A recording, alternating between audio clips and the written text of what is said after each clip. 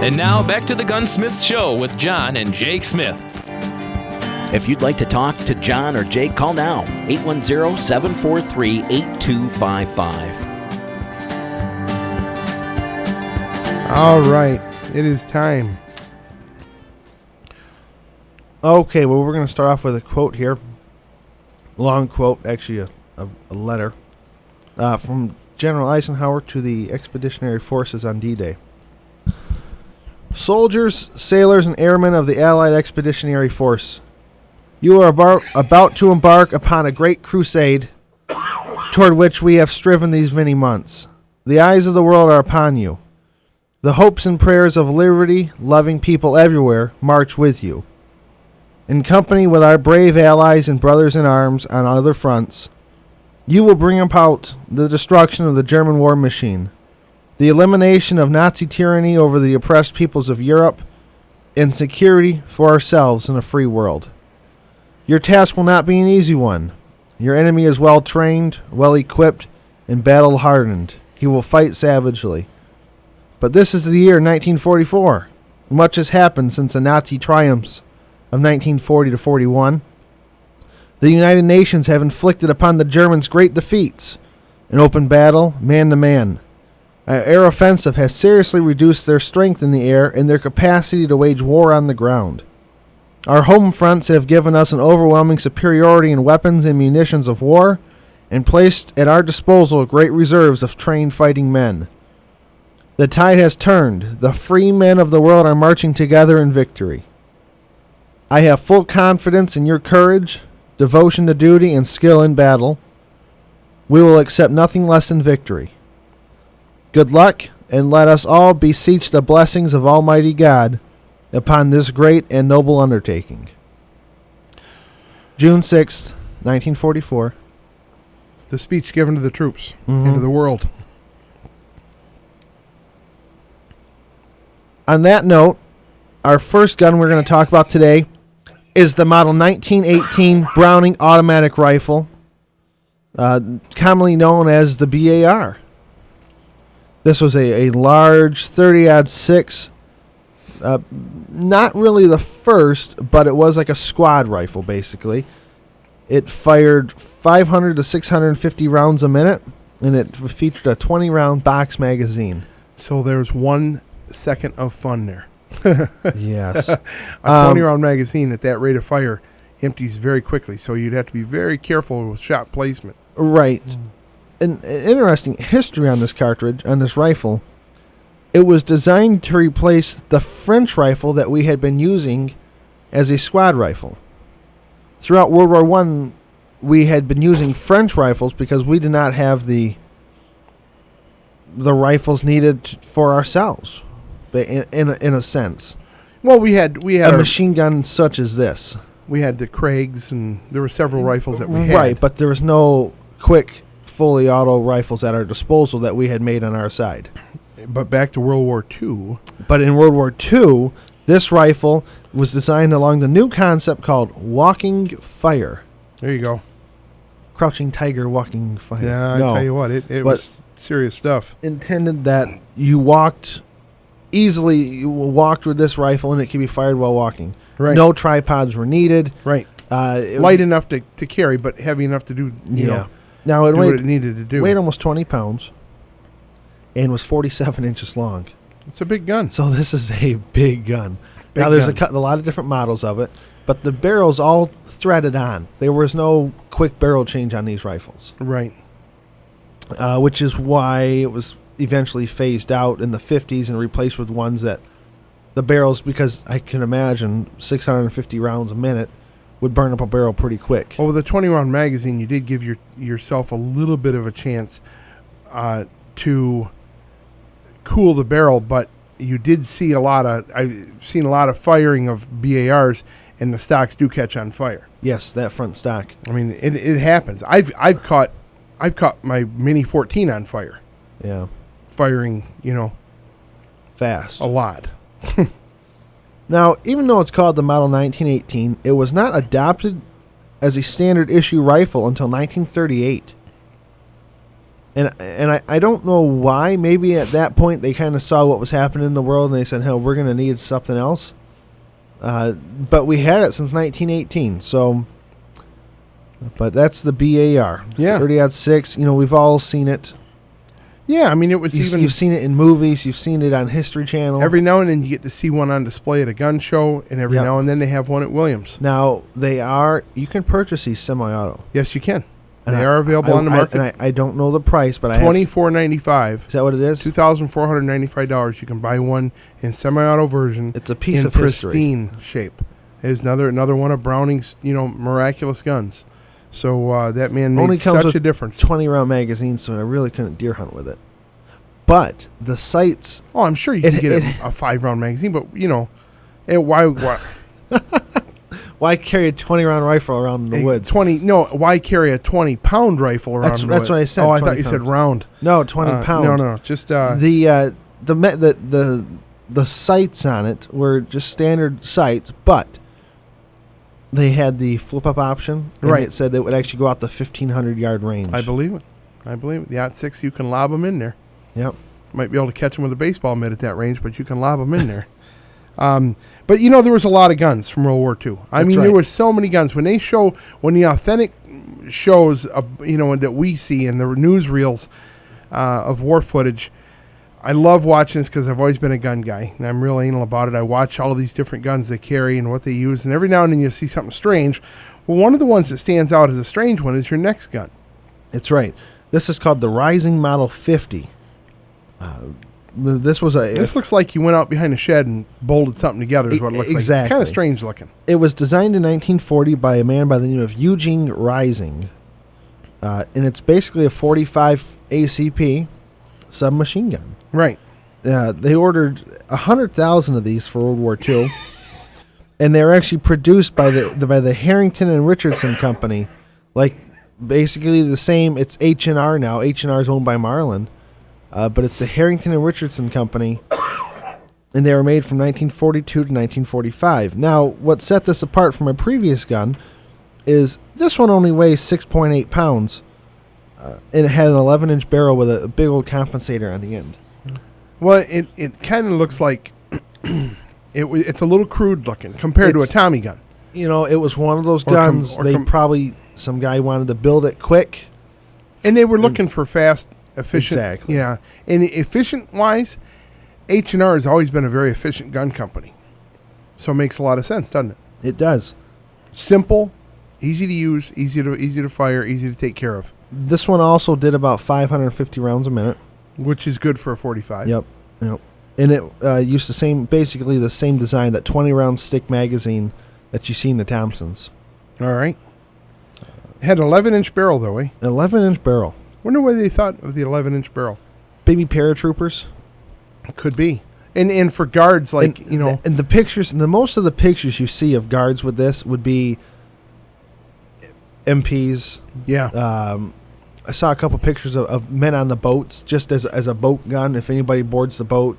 Oh, that'd be a good one. Or the ships, I should say. Nice and short gun. It's exactly about the same size as a 30 carbine. Actually, a little smaller. A little smaller. Yep. So why wasn't this adopted by the Army, but it was by the Navy and the Marines? Oh, boy. Here comes the battle. Yeah. Well, there was only... They went through the entire tests. There was 3,500 rounds fired out of this gun. Right. And at the same testing facility in Maryland, where we've always talked about them doing the handgun tests. Right. Well, that's where they tested this rifle. Or small rifle. Yeah. Submachine gun? Yeah. There was 2 failures in that 3,500 rounds. One was due to a faulty primer in the ammo. Mm-hmm. And one was due to the gun jamming once. Really? And at that, the Army says absolutely not, and they went with the Thompson. Boy, what a big difference dollars and cents wise. Absolutely, and it's amazing. The Thompson cost at that time just about $200 to make. That's back then. That's amazing. You know what the interesting thing They're is? So intricate, the parts, and it's all machined. You know how much a new Ford cost then? How much? $400. So that's equivalent today to a $15,000 rifle. Well, which is understandable because some of the sniper rifles now are $15,000 rifles. But this is a mass-produced you're right. sidearm. I didn't know I thought they cost like 90 some bucks Well, to make. hang on. These Risings? No, I'm talking about the Tommy guns. Well, they did later on, but we're going to cover that. Okay, all right. That was, hang on. Okay. When the Rising was being put in, the orders were made, so this testing was probably 1941. Yeah. The Rising only cost $62 to make. I can see that looking at the gun. It's a very... It's a bridge between the Tommy gun and the grease gun. Exactly. It has some wood. It has a little bit more finesse. But anyways. But $62 versus $200. Well, I can see the reason why on a budgetary situation you would say, especially coming out of the Great Depression, go with the Reising. You would think. But, so what happened? Well, the Army chose the Thompson. Yeah. And the rest But is there was history. still 100,000 of them in service. Yes, absolutely. It was Navy and Marines. I've never put my hands on one. I've never seen one. Nope. I've seen a lot of pictures of I've them. seen pictures, and... it's like Johnson rifles. You see one of those every, blue moon. Exactly. But, all right. Well, that's good reporting there, Jacob. Thanks for doing that. Now, I always find it interesting to see how much we paid for guns to be made, because then when the war machine kicked in here, I imagine the streamlining of everything took effect. Oh, I forgot about this. Interesting thing about the BAR. Yeah. Who actually made it? Who did make the BARs? They were made from a whole bunch of companies, but Marlin made some. Yeah. I remember I was just reading that, and that name stuck to me. You're a Marlin collector. That'd be nice to get a Marlin BAR. BAR. Find a Marlin BAR, mortgage Have the to go house. dig it up in Holland or something, but you might be able to find one. But anyways. Anyways. Who else?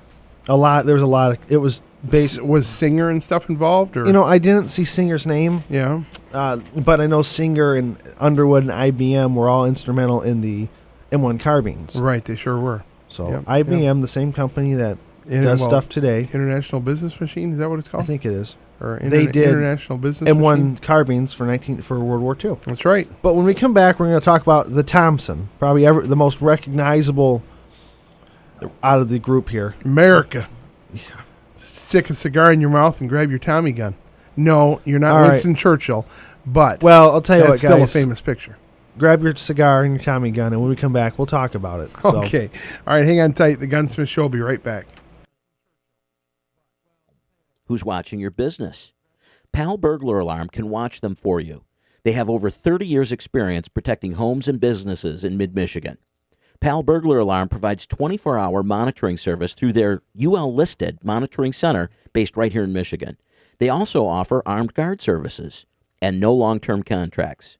Besides burglary protection, they can also monitor for flooding, sump pump failure, CO2 detection, temperature sensors to prevent pipes from freezing, panic, fire, and driveway alarms. Pal Burglar Alarm, a price you can live with. Call them today at 810-908-8298. That's 810-908-8298 or palalarm.com.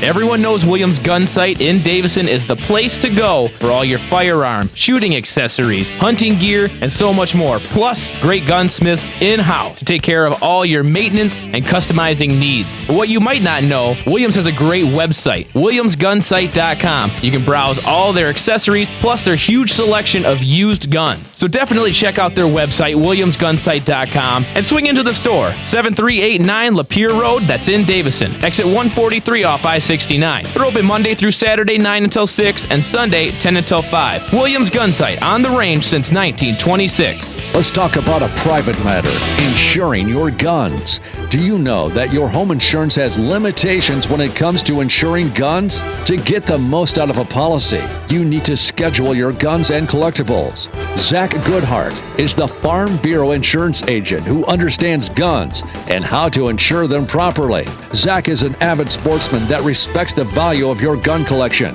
and will work with you to make sure you are covered. Contact Zach Goodhart from Farm Bureau at 810-391-2455. Zach is a board member of the local Safari Club International, a member of Pheasant Forever, and the NRA. Call Zach Goodhart today to protect your way of life at 810-391-2455. And now, back to the Gunsmith Show with John and Jake Smith.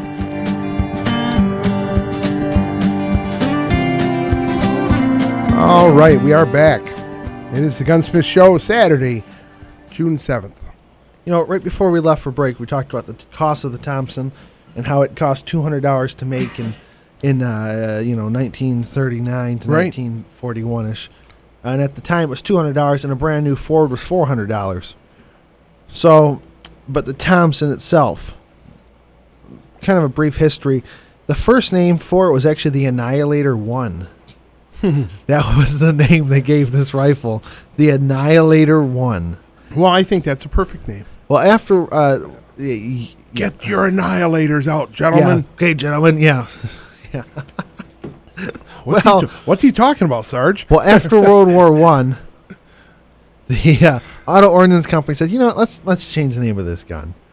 I don't know if they thought that sounded a little too.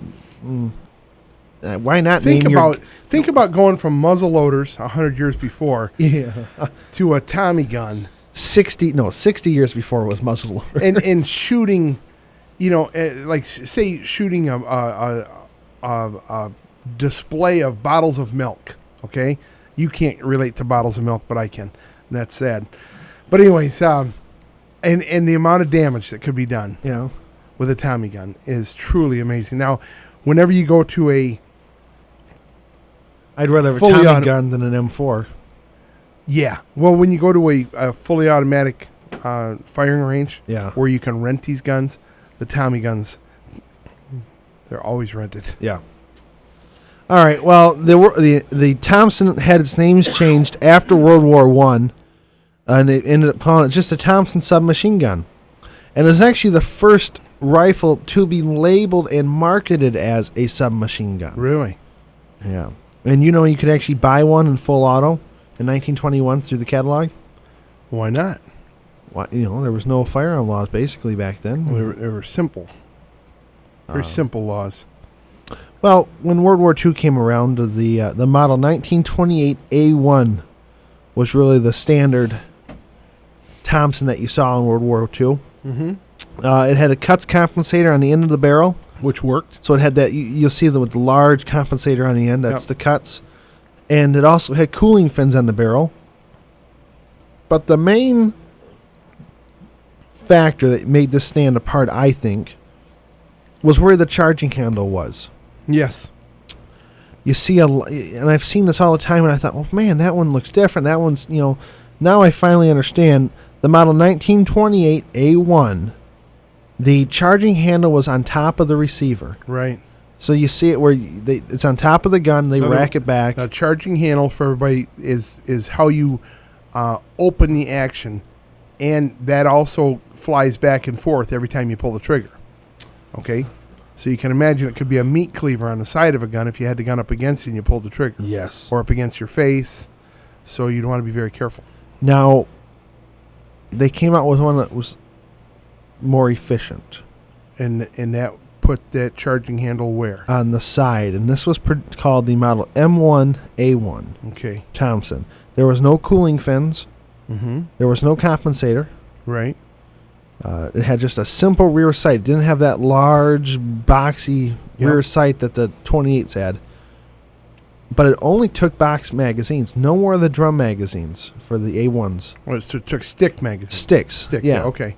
All right. The 1928 A1s are the ones you see with the front pistol grip and the drum magazine. That's what that configuration could work Real out. classy looking. Yeah. The M1 A1s were the simple ones that probably were used by the paratroopers. A little bit simpler to make. They actually were produced in half the amount of time, and probably the main reason they switched to these was they were less in cost. Oh, I'm sure. Now, over all of World War II, there was over 1.5 million Thompsons produced. Wow. But in 1939, like we said, they cost over $200 to make. By 1942, they had dropped the cost of them by switching to the M1A1s.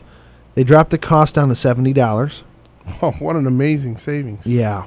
And then in 1944, the final costs were $45 a piece. So if you're able to design engineer a product from $209 down to $45, that's pretty amazing. Yeah, it is. But that's just by taking away some of the things that they didn't really, maybe they deemed that, that compensator is really not necessary if we do this to the gun. Right.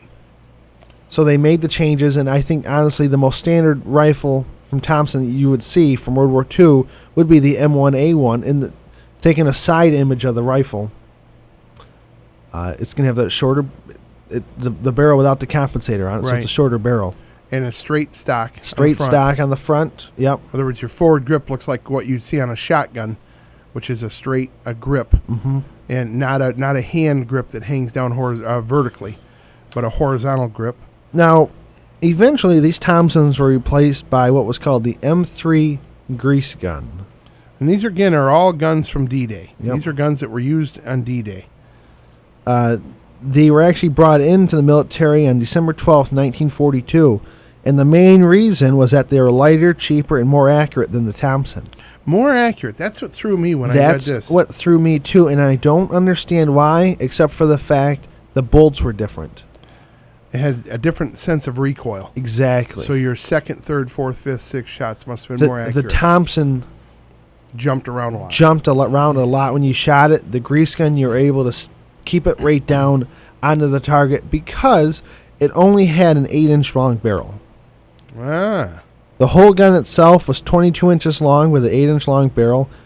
It was also chambered in 45 ACP. It's more like the size of a Schmeiser. Yes. So more of a machine pistol. Like an MP40 style. Yeah, yep. The gun itself, was it on D-Day? Yes. Yes, it was. This was a very popular, smaller rifle. It was actually intended to replace the M1 carbine. And then they said, well, wait a second. No, our guys like the carbine, so they ended up bringing it in as an option, basically. You want the carbine or the grease gun? I would imagine paratroopers would have liked that little gun. But a carbine is actually lighter. It is, because this one weighs 8.15 pounds empty. And a 30 carbine would actually have a longer range. It would. Because of your 16-inch barrel and your 30 caliber bullet, as opposed to a 45 caliber slug. Now, at close range, I'd much rather have the. Now, the when the military put out the call for, hey, we're looking for another rifle, we've discussed this before, the requirements. Well, this was the requirements that led to the grease gun. They wanted an all-metal weapon of sheet metal construction that would fire the 45 ACP. It needed to be designed for fast and inexpensive production with a minimum of machining. It needed to feature a dual auto and semi-automatic fire capability. It needed a heavy bolt to keep the firing rate under 500 rounds a minute, and the ability to place 90% of all the shots fired from a standing position in fully automatic mode onto a 6-foot by 6-foot target at 50 yards. Wow. And it worked. The grease gun worked. That makes sense. Interestingly, for all you GM fans out there, the grease gun was actually made by General Motors in Anderson, Indiana, at the guide lamp division. That's right. It's all pressed right in the factory. Basically every factory at that time switched to, right in Grand Blanc, Weld Tool Center, they're closing down. That was the tank factory. Right. Yep, the whole war machine. I love hearing the stories when you talk to if you've ever had a chance to sit down and talk with some of our greatest generation, mark those moments in your history books, because it's the information you'll get is far more than you'll get on PBS or from a history book in school right now, because there's a change going on where the selective history. I think that goes through time. I think that's an ongoing pain of our social networking and the stories that change, the history that changes.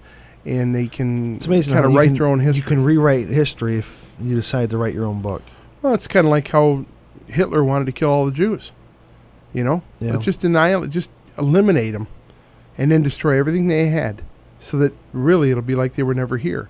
And that's how some people view the Holocaust, is that it really never happened. Well, sure it did. By God, yes, it did. And we were in the United Nations of the world that came together to stop it. Thank God they did. Mm-hmm. Thank God that the men and women that fought for this country and for this world to save it. And there's still battles going on, folks. The same evil's still there. That's why we arm ourselves heavily and protect our nation and watch over our government. because tyranny is right around the corner. Right around the corner. Now, one of the most popular guns of World War II, of course, and of D-Day, was actually the M1 Garand. It is.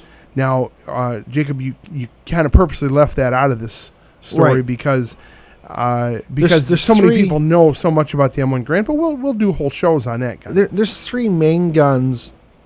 I call it the main guns of D-Day. You've got the M1 Garand, Mm-hmm. the M1 carbine, Yeah. and the 1911 pistol. Yeah, I would say that's The like top. SOP for the three. Yeah.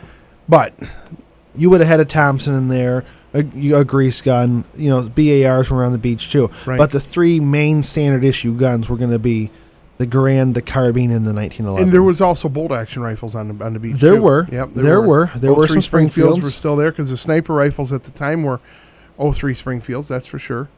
But another popular gun that was there, you don't hear that much about. We're going to talk about after the commercial break.